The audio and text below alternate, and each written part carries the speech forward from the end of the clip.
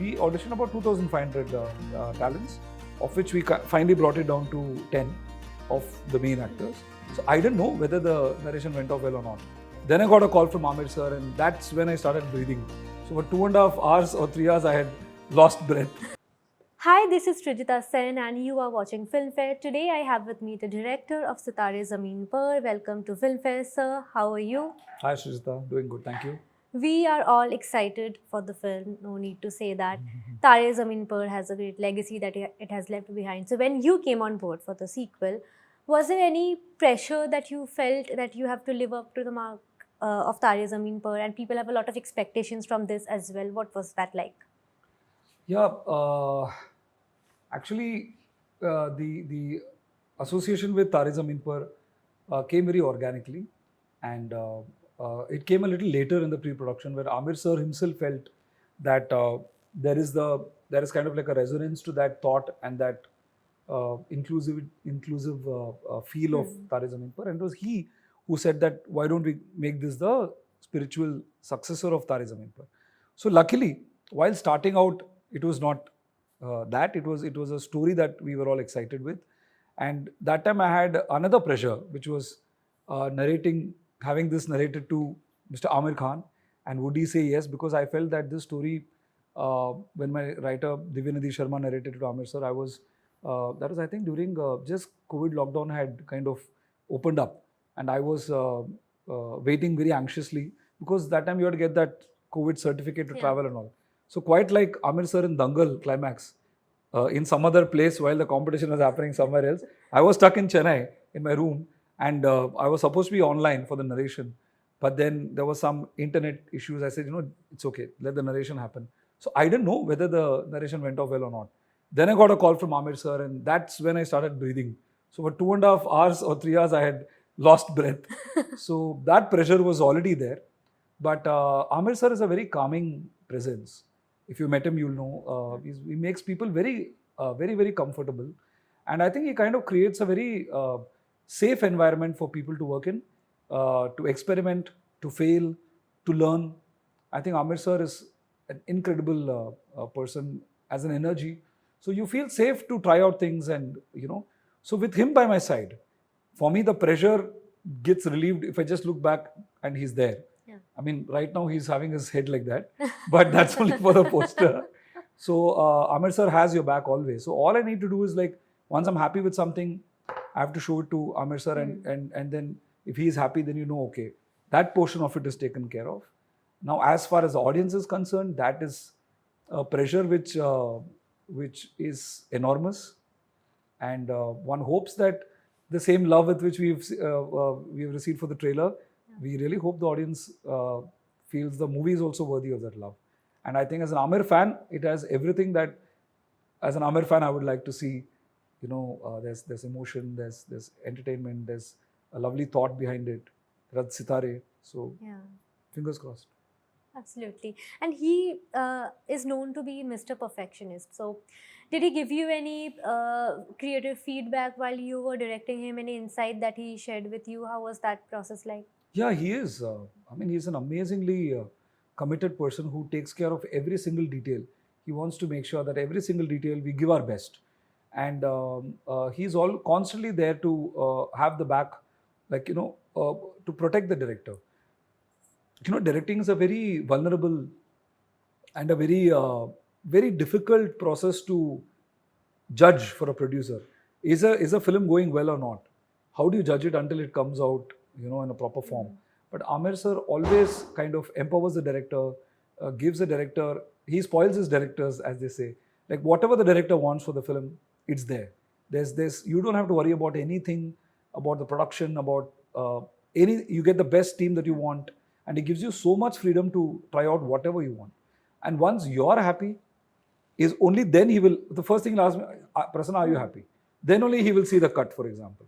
So that is outstanding. And then when he sees things, I feel that he pushes it further than what it is. And that is what I look forward to all the time. Like, he makes you a better filmmaker than you are.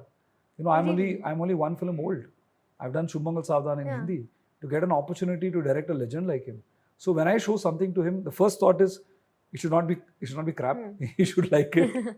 Second thought is, I'm sure he will pick up something, and and then I'll learn something from that. Like, Prasanna, this portion, from my experience, and then I'll learn so much from that. So working with Aamir sir is like, you get paid, and you also get masterclass. Yeah.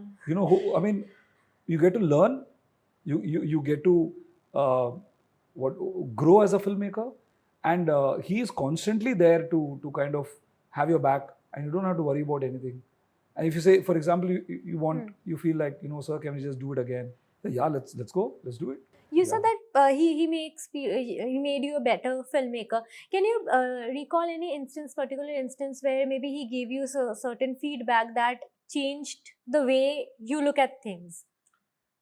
See, one hopes that in a movie, one grows as a filmmaker. There are two types of filmmakers, right?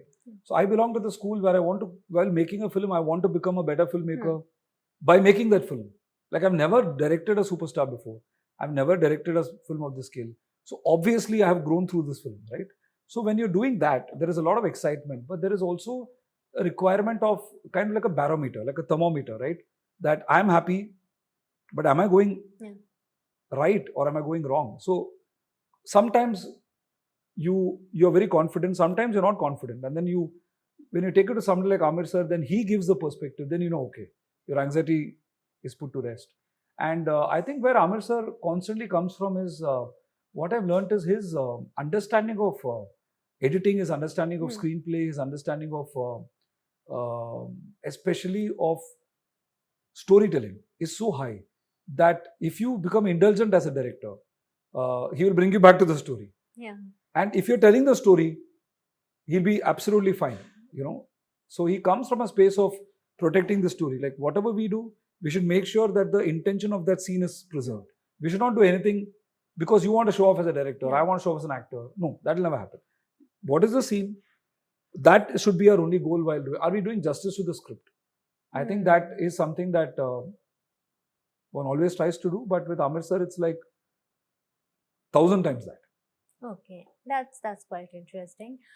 In this film, another quite interesting thing is that the casting. So instead of casting actors who will play disabled characters, you have chosen people who can bring forward that experience, that their lived experience more authentically. So tell us about the casting process first of all, and how was it directing all of them on set together? Was it difficult because you also had to take, I think, extra care of them? What was that experience like? Again, it depends on the sort of director. Like, I'm the sort of person who wants to do things where there is meaning behind it. I want to connect with my actors emotionally. So for me, it was a great opportunity for me to connect with my Sitaare. And it was almost an 8-month to 1-year casting process. We had workshops, we had basketball workshops. I was given an opportunity, thanks to Aamir sir as a producer, to create a small kind of like a mini film school type where we could every day, we had workshops for them on acting. Then I'd shoot stuff with them. Then I'll make them see that on the big screen to know what is editing. So I got a chance to be in a way like go back to my film school. And we auditioned about 2,500 talents, of which we finally brought it down to 10 of the main actors. And we had a wonderful casting director in Tess Joseph, and then Anmol who came. Anmol was also there. We had great team. And I think it was a pleasure directing them and working with them, because they are people who are so committed, so hardworking, and above all, they have that star quality in them where just come on the screen and just lights up each one of them. Like Sitaare in the true sense. Sitaare in the true sense. So for me, it was absolute pleasure. Not only me, all of us. Like even Jenilia has got that quality. She comes on screen and she lights up. Aamir sir, on the screen something happens to them. Really on the set they're sitting with me, and then you go to the camera and that light suddenly, hey, ye kya hua Aamir sir ko? Ye to alag lag rahe hain. Same thing with Jenilia. Same thing with the Sitaare. Same thing with Dolly ma'am. I think actors have that ability that when they come under the lights and the camera, unko ek extra josh aa jata hai. Sitaare are also like that. You all must have had a lot of fun on set. Any lots of fun. Specific moment, any anecdote you would like to share? Lots and lots of them. But one thing I'd like to say is, quite often, because you have so many of them, 10 of them in every scene, kind of aligning their loo breaks would be very difficult. I So see the one would looks say, amazing. okay, loo break, can we, and okay, go, and we'll ask everyone like, guys, this is a loo break. All of you, if you want to go for a loo break, we go right now. No problem, we're fine, just starting. So Aamir sir would also be sitting, having masti, playing basketball and all. Then one guy goes and comes after 10 minutes, we're like, okay guys, let's go. The first city will be, and then like, what? Can I go to the loo? We just gave you a loo break. So sometimes three of them would go one after the other. I'll say, but I didn't want to go to the loo 5 minutes before. What do I do? So then, and Aamir sir would be so sportive and he'll just be on the set with all of us. So bahut masti kiye. Wow, Yeah. that's so great, because when you have fun on set, it reflects on screen as well. I truly believe that if people are happy on set, then they will give their best, is what I believe. And Aamir sir also mentions often that in this film there was a lot of positive energy, and the reason for that was the Sitaare. But they give so much of love and energy to all of us. While working with your Sitaares, what would you say you realized about the way Indian filmmakers represent or show disability on screen as a subject? Where do you think that mostly filmmakers go wrong in this? No, I am nobody to comment on how others go wrong and or others go right. I believe in sabka apna apna normal. Everyone does everything with good intention, but I think in this particular film we had an opportunity to cast real people, which is so beautiful. And trust me, it would not have happened without a producer who understands that. Because I could have got a producer who said, no, let's not go this way, let's do it fast. Today we want to do everything fast. So the other day I was just asking someone that everybody wants to do everything fast.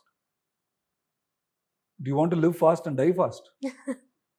You will only want to do things fast if you're not having fun. Yeah. You want to take your time if you're having fun. I want to have fun making a film, right? So I think the time, because in cinema, time translates to money. So then everybody gets into that need to do things fast. But I feel that in this particular project, right, because of the Sitaare and because of Aamir sir, I got an opportunity to work with a very authentic energy on set, which is just amazing. Which actually comes with any amateur actor, right? If they're not a professional actor, they bring in a lot of unpredictable expressions, and they bring a lot of energy, and they're so excited about everything. Oh, this is the camera. Oh, this is the light. Oh, wow. Oh, there's going to be a promotion, you know. Then you feel like, yeah, man, this is cool, you know. Like what we thought was normal, for them it's something, oh my god, it's spectacular. Yeah, for me also it's spectacular, because I made my film 8 years ago. So I used to walk on set and I'd be like, oh my god, the set looks gorgeous. Oh, thank you guys. You know, you're like, we're just doing a job. I said, no, I'm loving it. So because I feel every single element of cinema is magical for me. And because it's really a great performance, for example, a great piece of music. It's creation, no? You're trying to work with a very creative energy. So it's great fun. So I read a couple of reports that after the theatrical release, the producers are planning to put it on YouTube on a pay-per-view basis. Now, this is a model that we have not seen much in Indian cinema, in our industry. So, speaking in general, not just about Sitaare Zameen Par, generally, do you think if this model comes in play, it can maybe help mid-budget films or help other kind of films reach more audience and break the OTT monopoly that we have right now? Well, to begin with, honestly, there's been no official announcement from Aamir sir. And as of now, the only information I know that is going to release only in theaters. Apart from that, I also don't have any information. Also because I'm a very old school filmmaker who believes that my job is to make the film. The producer's job is to take it to the world. I trust Aamir sir in whatever he does. And whatever he does, he will make sure that everybody is happy, especially the audience and the industry also.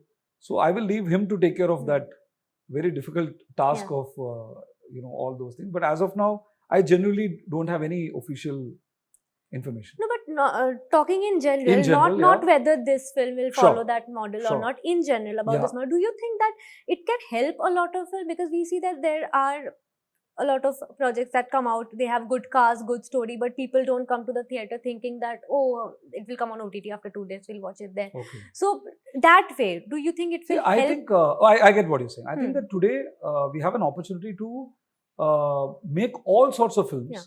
and to cater to all sorts of experiences, right? So I think that is always very exciting. The fact that if today I can watch a movie at home, I can watch it in the theater. As an audience, I would like to watch a movie in its correct form and then watch it at home, or if it's directly coming to the house, I don't mind watching it directly also. I think it is finally a call between the producers and the theater and the Hmm. OTT platforms to figure out a proper way. And today there's, in fact, Amir sir spoke about it at Waves also. And Hollywood also this Hmm. discussion is happening. In South also Kamal sir has spoken about it. So I think I'm hopeful, like as an audience, that there will be some good balance between everything. Taki, हर एक medium का, every medium can be juiced Yeah. and maxed out, and all of us can be finding the right balance, and the audience has got an option to watch wherever they want. You have worked in Bollywood and Hindi films, you have worked in the Tamil film industry. Now, people are kind of not looking at films like regional film or Bollywood film. Things are becoming pan-Indian now, India now, which is a good thing. But do you also feel that from the point of view of audience, there's a subtle comparison between, say, Bollywood and the South industry? And how has your experience been working in both these I've had industries? great fun in working with both, because finally, you don't work with an industry, you work with people. So I had fantastic people when I made my Tamil film, great people when I made my Hindi film also, and now. So for me, industry is just a name. Finally, it's the people you interact with. If you work with terrible people, then you say that industry is terrible. I worked with fantastic people. So I think even every film requires that they work with the correct people more than industry. I think you work with the right set of people. Even if you go to Hollywood, you work with a bad set of people, you'll say then Hollywood is horrible. But if you work with great people, you'll say, wow, man, those guys are really chill. So it depends on the people, and I've been really lucky. So before I wrap up, Taare Zameen Par changed the way people, especially parents, looked at children, their problems, education. What kind of lesson do you expect people to learn from Sitaare Zameen Par, and what kind of legacy do you want, as a filmmaker, want this film to leave behind? Well, lesson and legacy are two very big words.